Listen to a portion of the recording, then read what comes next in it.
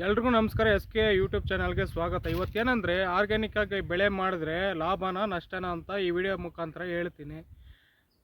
ಈ ವಿಡಿಯೋನ ಕೊನೆವರೆಗೂ ನೋಡಿ.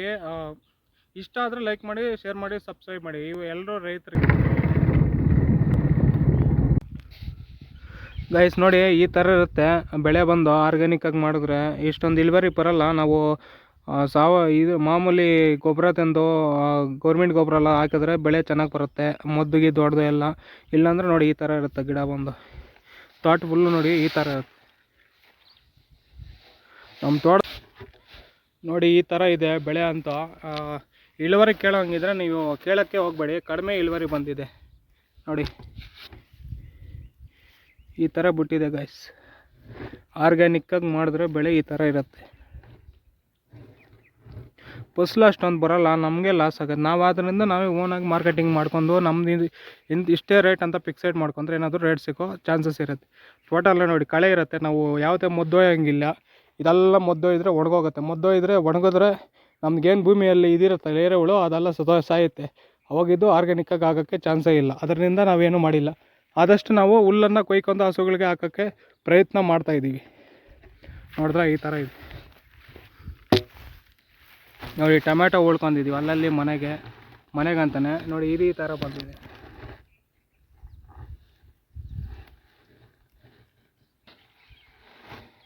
ಆರ್ಗ್ಯಾನಿಕ್ಕಾಗಿ ಮಾಡಿರೋದು. ನೀವು ಕೇಳ್ಬೋದು ಆರ್ಗ್ಯಾನಿಕ್ಕಾಗಿ ಹೆಂಗೆ ಅಂತ. ಬೇಕಂದರೆ ನಿಮಗೆ ಅಗದು ನೋಡಿಸ್ತೀನಿ, ಎರೆಹುಳ ಇರುತ್ತೆ ಆರ್ಗ್ಯಾನಿಕ್ಕಾಗಿ ಮಾಡಿದ್ರೆ. ಬನ್ನಿ ಅಗದು ನೋಡಿಸ್ತೀನಿ ನಿಮಗೆ ಇವಾಗ. ಗಾಯ್ಸ್ ನೋಡಿ, ಈ ಗಿಡದ ಹತ್ರ ಅಗದು ನೋಡಿಸ್ತೀನಿ ನಿಮಗೆ ಎರೆಹುಳ ಹೆಂಗೆ ಯಾವ ಥರ ಇರುತ್ತಂತ.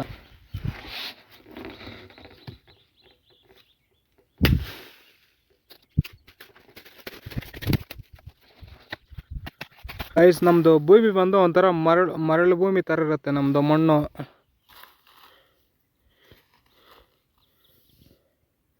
ನೋಡಿ ಗಾಯ್ಸ್, ಇದೆ ಎರೆಹುಳ ನೋಡಿ,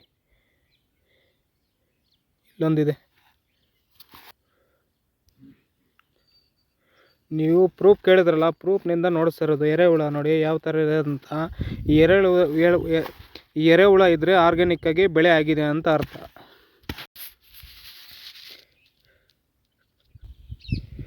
ನೋಡಿ, ಎರೆಹುಳನಿಂದನೇ ಮಣ್ಣು ಎರೆಹುಳ ಯಾವಾಗ ಸಾಯುತ್ತೋ ಅವಾಗ ಭೂಮಿನೂ ನಾಶ ಹೋಗುತ್ತೆ. ಈ ಎರೆಹುಳ ಕಾಪಾಡ್ಕೊಳ್ಳೋದ್ರಿಂದ ನಮ್ಮ ಬೆಳೆಗೂ ಏನೂ ಹಾನಿಕರ ಆಗೋದಿಲ್ಲ. ಅದರಿಂದ ಎಲ್ಲರೂ ಆದಷ್ಟು ಈ ಗೊಬ್ಬರಗಳನ್ನು ಅವಾಯ್ಡ್ ಮಾಡಿ. ವೀರ್ಯ ಮತ್ತು ಫಾಸ್ಫರಸ್ ಅವೆಲ್ಲ ಇರುತ್ತಲ್ಲ, ಅಮೋನಿಯಂ, DAP ಆ ಥರ ಅವಾಯ್ಡ್ ಮಾಡಿ. ನೀವು ಆದಷ್ಟು ಆರ್ಗ್ಯಾನಿಕ್ಕಾಗಿ ಬೆಳೆ ಮಾಡಿ, ನಿಮಗೋಸ್ಕರ ನೀವು ತಿನ್ನೋ ಥರ ನೋಡ್ಕೊಳ್ಳಿ. ನೋಡಿದ್ರಲ್ಲ, ಆರ್ಗ್ಯಾನಿಕ್ಕಾಗಿ ಮಾಡಿದ್ರೆ ಬೆಳೆನ ನಮಗೆ ಪ್ರಾಫಿಟ್ ಆಗೋಲ್ಲ, ನಮ್ಮ ಆರೋಗ್ಯ ಚೆನ್ನಾಗಿರುತ್ತೆ ಅಷ್ಟೇ. ನಾವು ಮಾರ್ಕೆಟಲ್ಲಿ ತಗೊಂಡೋಗಿ ಮಾರೋದಕ್ಕೆ ನಾವೇನು ಬಂಡವಾಳ ಹಾಕಿರ್ತೀವಲ್ಲ ಬೆಳೆ ಮೇಲೆ, ಆ ಬೆಳೆ ₹1 ಕೂಡ ಸಿಗೋದಿಲ್ಲ ನಮಗೆ. ಅದರಿಂದ ಆರ್ಗ್ಯಾನಿಕ್ಕಾಗಿ ಬೆಳೆ ಮಾಡಿದ್ರೆ ನಮಗೆ ಪ್ರಾಫಿಟ್ ಅಂತೂ ಅಲ್ಲ. ನಾವು ಅಕಸ್ಮಾತ್ ಮಾರ್ಕೆಟಲ್ಲಿ ಏನಾದರೂ ಮಾರಬೇಕಂದ್ರೆ ನಮ್ಮದೇ ಓನ್ ಮಾರ್ಕೆಟಿಂಗ್ ಇರಬೇಕು. ನಾವು ಏನು ಪ್ರೈಸ್ ಇಟ್ಟಿರ್ತೀವೋ ಅದೇ ಕೊಟ್ಟು ತಗೊಂಡೋಗಿದ್ರೆ ಮಾತ್ರ ನಮಗೆ ಪ್ರಾಫಿಟ್ ಇರುತ್ತೆ. ಆ ಥರ ಏನು ಮಾಡಬೇಕಂದ್ರೆ ನನಗೆ ನೀನು ಆರ್ಗ್ಯಾನಿಕ್ಕಾಗಿ ಪ್ರೂಫ್ ಏನೋ ಮಾಡಿರೋದಂದ್ರೆ, ನನಗೆ ಎರೆಹುಳ ನೋಡ್ಸೋಕ್ಕಿಂತ ಪ್ರೂಫ್ ಇನ್ನೊಂದು ಯಾವುದು ಸಿಕ್ಕಿಲ್ಲ. ಅದರಿಂದ ನಾನು ಅಗದು ನಿಮಗೆ ನೋಡ್ಸಿದ್ದೀನಿ ಎರೆಹುಳನ. ಬೇಕಂದರೆ ನೋಡಿ, ಇನ್ನೂ ಒಂದು ಸರಿ ನೋಡ್ತೀನಿ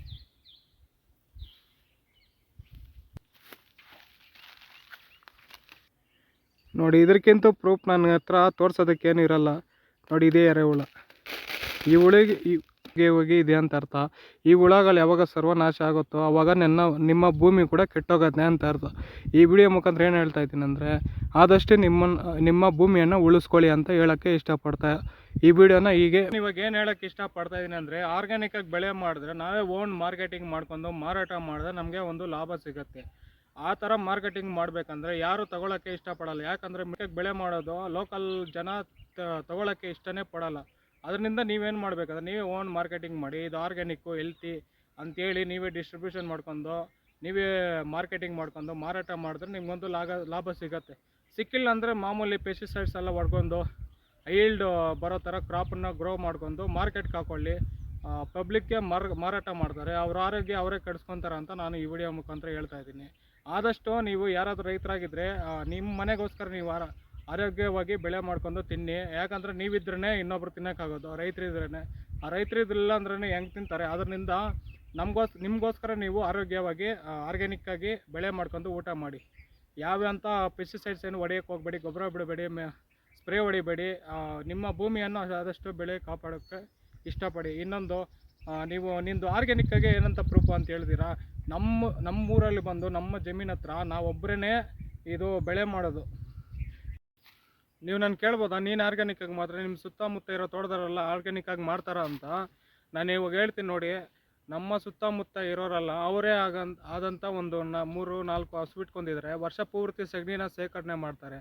ಅದೊಂದು ವರ್ಷ ಎಲ್ಲ ಮುರುಗಾಕಿ ಅದು ಗೊಬ್ಬರ ಆಗುತ್ತೆ. ಆ ಗೊಬ್ಬರನ ತಂದು ಮುಂಗಾರು ಟೈಮಲ್ಲಿ ಚೆಲ್ತಾರೆ. ಚೆಲ್ಲಿದ್ದಾದಮೇಲೆ ಬೆಳೆ ಯಾವ್ಯಾವ ಬೆಳೆ ಮಾಡ್ತಾರೆ ಅಂದರೆ, ಅಲಸಂದ್ರ ಕಾಳು ಮಾಡ್ತಾರೆ, ಅಲಸಂದ್ರ ಕಾಳು, ಅವರಿ ಬೇಳೆ, ತೊಗರು ಬೇಳೆ, ಮತ್ತು ಇದು ಹುರುಳಿಕಾಳು, ರಾಗಿ, ಕೆಲವೊಂದು ಸ್ಲೋಪ್ ಏರಿಯಾದಲ್ಲೆಲ್ಲ ಭತ್ತ ಮಾಡ್ತಾರೆ. ಯಾಕಂದರೆ ನೀರು ಮೇಲೆ ಹೋದಾಗ ನೀರೆಲ್ಲ ಕೆಳಗಡೆ ಸ್ಟಾಕ್ ಇರುತ್ತಲ್ವ, ಅದರಿಂದ ತೇವ ಇರತ್ತಂತ ಭತ್ತ ಮಾಡ್ತಾರೆ. ಇವಾಗ ನಮ್ಮ ಜಮೀನು ಸುತ್ತಮುತ್ತ ಎಲ್ಲ ನಮ್ದು ಒಬ್ರದ್ದೇ ಬೋರ್ ಇರೋದು. ನಮ್ಮದು ಊರಿಗಿಂತೂ ಆಚೆ 1 ಕಿಲೋಮೀಟ್ರ್ ಆಚೆ ಇರುತ್ತೆ ಬೋರು. ನಮ್ಮ ಸುತ್ತಮುತ್ತ ಎಲ್ಲ ನೋಡಿ ಎಲ್ಲ ಇವಾಗ ಎಲ್ಲ ಹುರುಳಿಕಾಳು ಹರ್ಕೊಂಡಿದ್ದಾರೆ. ಇವಾಗ ಡಿಸೆಂಬರ್ ಟೈಮಲ್ಲಿ ಸೀಸನ್ ಅಲ್ವಾ, ಅದರಿಂದ ನಾನು ಇವಾಗ ನೋಡಿ ನಮ್ಮ ಸುತ್ತಮುತ್ತ ನೀವು ಕೇಳ್ಬೋದು. ಮಳೆ ಬಿದ್ದಾಗೆಲ್ಲ ಅವರ ಒಂದು ಭೂಮಿಯಲ್ಲಿ ಬಿದ್ದಿರೋ ನೀರು ನಮ್ಮ ಇದ್ರಾಗ ಬಂದರೆ, ಕೆಮಿಕಲ್ ಏನಾದರೂ ಹಾಕಿದರೆ ಇದು ಕೆಟ್ಟೋಗತ್ತೆ ಅಂತಾರೆ, ಕಮೆಂಟ್ ಮಾಡ್ತಿರಲ್ಲ. ಅದರಿಂದ ನಾನು ಇವಾಗ ನಿಮಗೆ ನಮ್ಮ ಸುತ್ತಮುತ್ತ ಇರೋ ಭೂಮಿ ಎಲ್ಲ ನಿಮಗೆ ನೋಡಿಸ್ತಾ ಇದ್ದೀನಿ.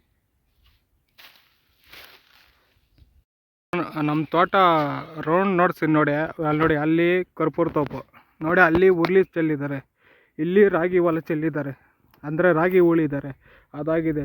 ನಮ್ಮ ತೋಟ ಹಿಂದ್ಗಡೆ ಬಂದು ಹುರುಳಿ ಚೆಲ್ಲಿದ್ದಾರೆ, ಬೇಕಾದ್ರೆ ನೋಡಿಸ್ತೀನಿ ನೋಡಿ ಗಾಯ್ಸ್. ಇದು ಹುರುಳಿ, ಇದೊಂದು 3 ಎಕರೆ ಇರುತ್ತೆ ನೋಡಿ. ಇದೆಲ್ಲ ಹುರುಳಿನೇ, ಆ ಕಡೆನೂ ಹುರುಳಿನೇ, ಇದೆಲ್ಲ ತೋಪು, ಸುಟೂರ ತೋಪು. ನಮ್ಮದು ಇಲ್ಲಿ ಸೆಂಟ್ರಲ್ಲಿ ನಮ್ಮದು ಭೂಮಿ. ಯಾಕಂದ್ರೆ ಹೇಳ್ತಾ ಇದ್ದೀನಿ, ನೀವು ಕೇಳ್ಬೋದು, ನೀನು ಆರ್ಗ್ಯಾನಿಕ್ಕಾಗಿ ನೋಡ್ಕೊಂಡ್ರೆ ಮಳೆ ಬಂದರೆ ಮಳೆ ನೀರಲ್ಲ, ಕೆಮಿಕಲೆಲ್ಲ ನಿಮ್ಮ ತೋಟದ ಹತ್ರ ಬರುತ್ತೆ ಅಂತ ಹೇಳ್ಬೋದು. ಮಳೆ ಬಂದರೆ ಅವ್ರು ಹಾಕಿರೋ ಕೆಮಿಕಲೆಲ್ಲ ನಿಮ್ಮ ತೋಟಕ್ಕೆ ಬಂದರೆ ಅದು ಆರ್ಗ್ಯಾನಿಕ್ ಹೆಂಗಾಗುತ್ತೆ ಅಂತ ಹೇಳ್ತೀರ. ಅದರಿಂದ ನಾನು ನಮ್ಮ ತೋಟ ಸುಟ್ಟೂರ ನೋಡ್ಸಿರೋದು ನಿಮಗೆ. ಈ ಥರ ಇರುತ್ತೆ ಆರ್ಗ್ಯಾನಿಕ್ಕಾಗಿ ಮಾಡಿದ್ರೆ. ನಮ್ಮದೆಲ್ಲ ಆರ್ಗ್ಯಾನಿಕ್ಕೆ, ಇಲ್ಲಿ ಯಾವುದೂ ಕೆಮಿಕಲ್ ಬಳಸಿ ಮಾಡಲ್ಲ. ನಾವೇ ಒಂದು ಗೊಬ್ಬರಗಳಲ್ಲಿ ಹಾಕೊಂಡು ಸ್ವಲ್ಪ ಜಾಗ ಅಂತ ಬಿಟ್ಕೊಂಡಿದ್ದೀವಿ, ಅವೆಲ್ಲ ಕೆಮಿಕಲ್ ಇದರಲ್ಲೇ ಮಾಡೋದು. ಲೈಕ್ ಮಾಡಿ, ಶೇರ್ ಮಾಡಿ, ಸಬ್ಸ್ಕ್ರೈಬ್ ಮಾಡಿ. ಹಂಗೆ